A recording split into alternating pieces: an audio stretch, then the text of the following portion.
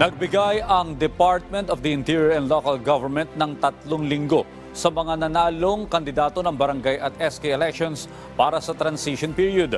Kaugnay niyan, may kailangan munang pagdaanan na training ang mga nanalo sa SK. Si Bea Bernardo sa sentro ng balita. Naglabas ng memorandum ang Department of Interior and Local Government na nagtatakda ng 3 linggong transition period para sa mga nanalong kandidato.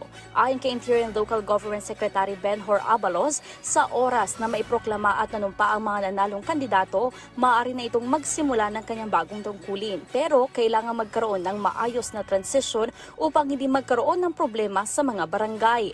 There shall be a transition period not to exceed 3 weeks to ensure proper and smooth transition of governance, accountabilities, and actual turnover of barangay and SK.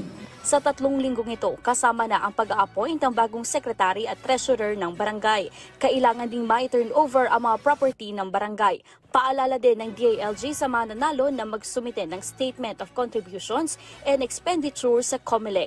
Habang ang mga nanalo naman ng SK positions, kailangang mag-training bago opisyal na umupo sa pwesto.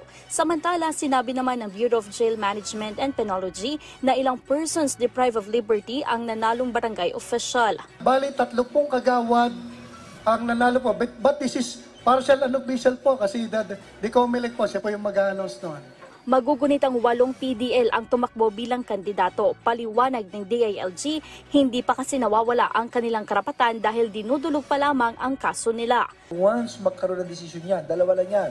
Either acquitted ka or ikaw ay talagang guilty. Kung acquitted ka, makakapagsilbi sila, lalabas sila eh.